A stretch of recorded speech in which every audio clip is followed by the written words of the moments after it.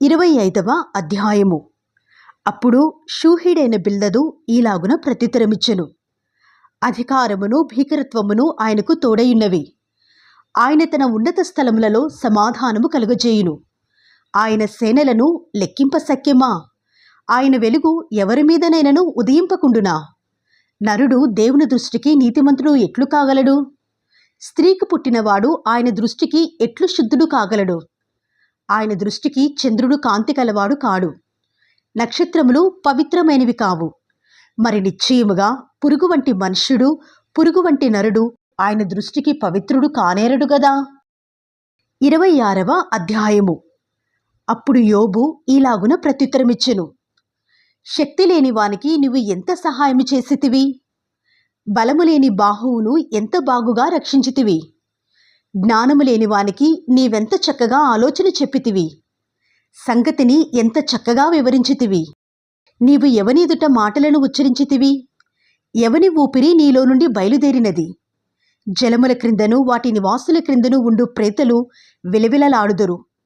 ఆయన దృష్టికి పాతాళము తెరవబడియున్నది, నాశనకూపము బట్టబయలుగానున్నది. శూన్యమండలము పైని ఉత్తర దిక్కుననున్న ఆకాశ విశాలమును ఆయన పరచెను. శూన్యము పైని భూమిని వ్రేలాడచేసెను. వాటి క్రింద మేఘములు చినిగిపోకుండా ఆయన తన మేఘములలో నీళ్లను బంధించెను. దానిమీద మేఘమును వ్యాపింపచేసి ఆయన తన సింహాసనపు కాంతిని మరుగుపరచెను. వెలుగు చీకటుల సరిహద్దుల వరకు ఆయన జలములకు హద్దు నియమించెను. ఆయన గద్దింపగా ఆకాశ విశాల స్తంభములు విస్మయముంది అదరును. తన బలము వలన ఆయన సముద్రమును రేపును. తన వివేకము వలన రాహాబును పగలగొట్టును. ఆయన ఊపిరి విడువగా ఆకాశ విశాలములకు అందము వచ్చును. ఆయన హస్తము పారిపోవు మహాసర్పమును పొడిచెను. ఇవి ఆయన కార్యములలో స్వల్పములు. ఆయనను గూర్చి మనకు వినబడుచున్నది మిక్కిలి మెల్లనైన గుసగుస శబ్దము పాటిదే గదా. గర్జనలు చేయు ఆయన మహాబలము ఎంతైనది గ్రహింపగలవాడెవడు? 27వ అధ్యాయము. యోబు ఇంకను ఉపమాన రీతిగా ఇట్లనెను.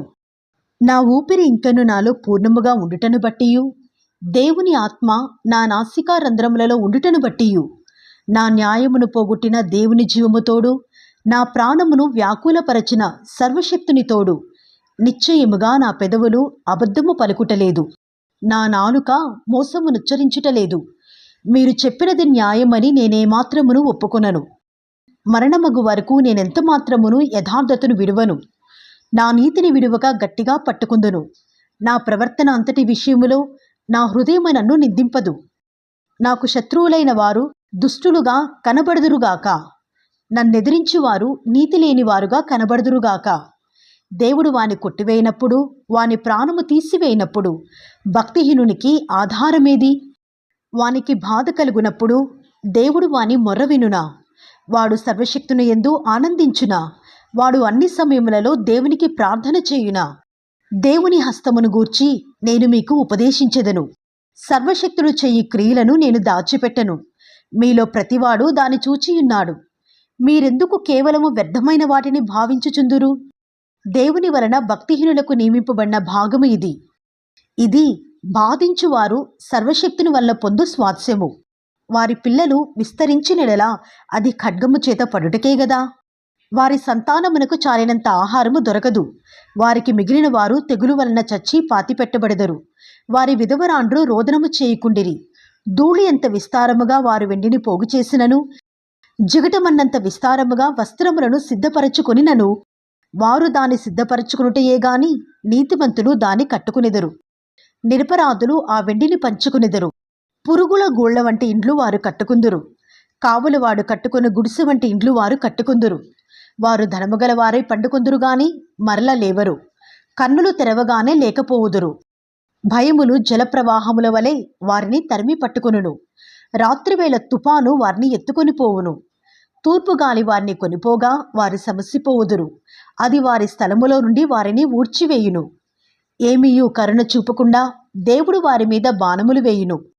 వారు ఆయన చేతిలో నుండి తప్పించుకొనగోరి ఇటు అటు పారిపోవుదురు.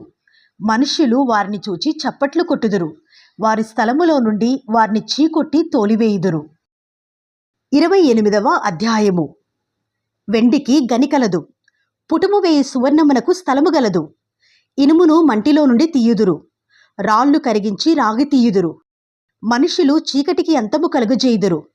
గాఢాంధకారములోను మరణాంధకారములోను ఉండు రత్నములను వెదకుచు వారు భూమ్యంతముల వరకు సంచరింతురు. జనులు తిరుగు స్థలములకు చాలా దిగువగా మనుషులు సొరంగము త్రవ్వుదురు. వారు పై సంచరించు వారి చేత మరువబడుదురు. అచ్చట వారు మానవులకు దూరముగా నుండి ఇటు అటు అల్లాడుచుందురు. భూమి నుండి ఆహారము పుట్టును, దాని లోపలి భాగము అగ్నిమయమైనట్లుండును. దాని రాళ్ళు నీలరత్నములకు స్థానము, దానిలో సువర్ణమయమైన రాళ్ళున్నవి. ఆ త్రోవ ఏ క్రూరపక్షికైనను తెలియదు. డేగ కన్నులు దాని చూడలేదు. గర్వము గల క్రూర జంతువులు దాని త్రొక్కలేదు. సింహము ఆ మార్గమున నడువలేదు. మనుషులు స్ఫటికము వంటి బండను పట్టుకుందురు. పర్వతములను వాటి కుదుళ్ల సహితముగా బోర్ల ద్రోయుదురు. బండలలో వారు బాటలు కొట్టుదురు. వారి కన్ను అమూల్యమైన ప్రతి వస్తువును చూచును. నీళ్లు ఓడిగిలిపోకుండా వారు జలధారులకు గట్టు కట్టుదురు. మరుగైన్న వస్తువును వారు వెలుగులోనికి తెప్పించుదురు. అయితే జ్ఞానము ఎక్కడ దొరుకును? వివేచన దొరుకు స్థలము ఎక్కడ ఉన్నది? నరులు దాని విలువని ఎరుగరు. ప్రాణులున్న దేశములో అది దొరకదు. అగాధము, అది నాలో లేదనును. సముద్రము, నా యొద్ద లేదనును. సువర్ణము దానికి సాటి అయినది కాదు. దాని విలువ కొరకై వెండి తూచరాదు. అది ఓఫీరు బంగారమునకైనను విలువగల గోమేధికమునకైనను నీలముకైనను కొనబడినది కాదు. సువర్ణమైనను స్ఫటికమైనను దానితో సాటి కావు. ప్రశస్తమైన బంగారు నగలకు ప్రతిగా అది ఇయ్యబడదు. పగడముల పేరు ముత్యముల పేరు దాని ఎదుట ఎత్తనే కూడదు. జ్ఞాన సంపాద్యము కెంపుల కన్నా కోరతగినది. కూషుదేశపు పుష్యరాగము దానితో సాటి కాదు. శుద్ధ సువర్ణమునకు కొనబడినది కాదు. అట్లయినా జ్ఞానము ఎక్కడి నుండి వచ్చును? వివేచన దొరకు స్థలమెక్కడనున్నది? అది సజీవులందరి కనులకు మరుగైయున్నది. ఆకాశ పక్షులకు మరుగు చేయబడి ఉన్నది. మేము చెవులారా దాన్ని గూర్చిన వార్త వింటిమని నాశనమును మరణమును అనును. దేవుడే దాని మార్గమును గ్రహించును. దాని స్థలము ఆయనకే తెలియను. ఆయన భూమ్యంతముల వరకు చూచుచున్నాడు. ఆకాశము క్రింది దానినంతటినీ తెలుసుకొనుచున్నాడు.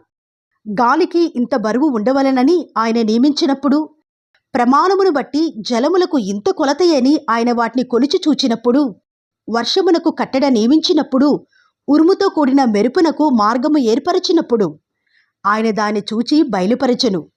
దానిని స్థాపన చేసి దాన్ని పరిశోధించెను. మరియు యెహోవా యందలి భయభక్తులే జ్ఞానమనియు దుష్టత్వము విడుచుటయే వివేకమనియు ఆయన నరులకు సెలవిచ్చెను. 29వ అధ్యాయము. యోబు ఇంకొకసారి ఉపమాన రీతిగా ఇట్లనెను. పూర్వకాలముననున్నట్లు నేనున్నడెలా ఎంతో మేలు. దేవుడు నన్ను కాపాడుచుండిన దినములలో ఉన్నట్లు నేనున్న ఎడల ఎంతో మేలు. అప్పుడు ఆయన దీపము నా తలకు పైగా ప్రకాశించెను. ఆయన తేజము వలన నేను చీకటిలో తిరుగులాడుచుంటిని.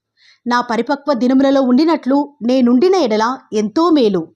అప్పుడు దేవుని రహస్యము నా గుడారమునకు పైగా నుండెను. సర్వశక్తుడు ఇంకను నాకు తోడైయుండెను. నా పిల్లలు నా చుట్టూ నుండిరి. నేను పెట్టిన అడుగెల్లా నేతిలో పడెను. బండ నుండి నా నిమిత్తము నూనె ప్రవాహముగా పారెను. పట్టణపు గుమ్మమునకు నేను వెళ్ళినప్పుడు, రాజవీధిలో నా పీఠము సిద్ధపరచుకునినప్పుడు యవనులు నన్ను చూచి దాగుకొనిరి. ముసలివారు లేచి నిలువబడిరి. అధికారులు మాటలాడుట మాని నోటి మీద చెయ్యి వేసుకునిరి. ప్రధానులు మాటలాడక ఊరుకొనిరి. వారి నాలుక వారి అంగిలికి అంటుకొనెను.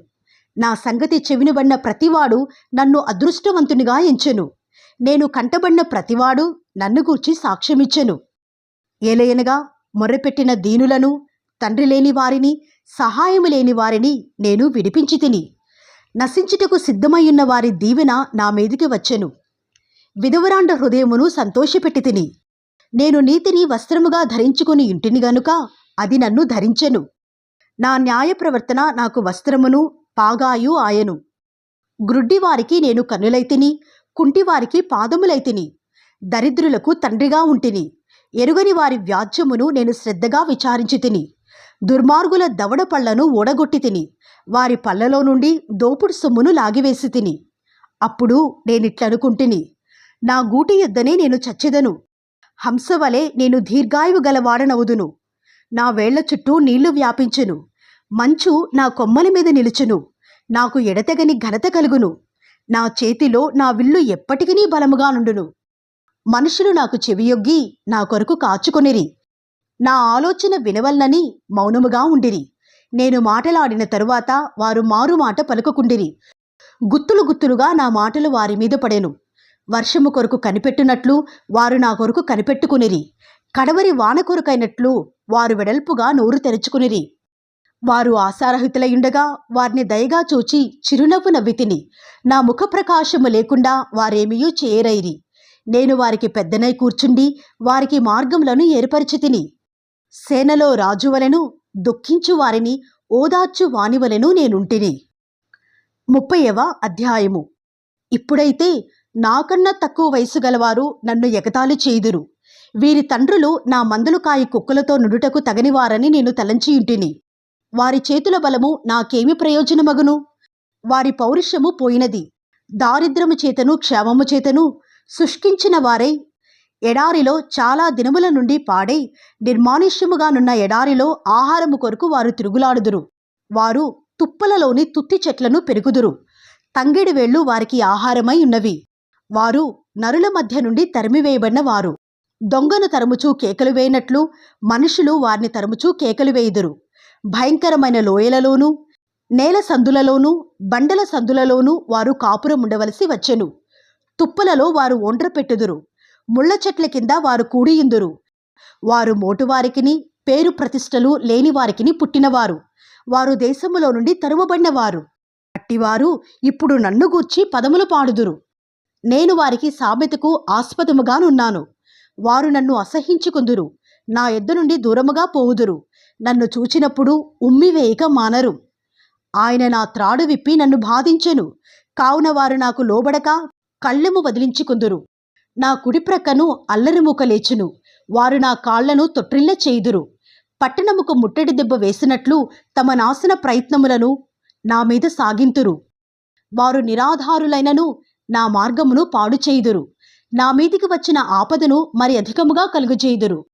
గొప్ప గండిగుండా జలప్రవాహములు వచ్చినట్లు వారు వచ్చెదరు. ఆ వినాశనములో వారు కొట్టుకొని పోవుదురు. భీకరమైనవి నా మీద పడెను. గాలి కొట్టివేయనట్లు వారు నా ప్రభావమును కొట్టివేయుదురు. మేఘము వలె నా క్షేమము గతించిపోయెను. నా ఆత్మ నాలో కరిగిపోయి ఉన్నది. ఆపద్దినములు నన్ను పట్టుకుని ఉన్నవి. రాత్రివేళను నా ఎముకలు నాలో విరగగొట్టబడినట్లున్నవి. నన్ను బాధించు నొప్పులు నిద్రపోవు. మహారోగ బలము చేత నా వస్త్రము నిరూపమగును.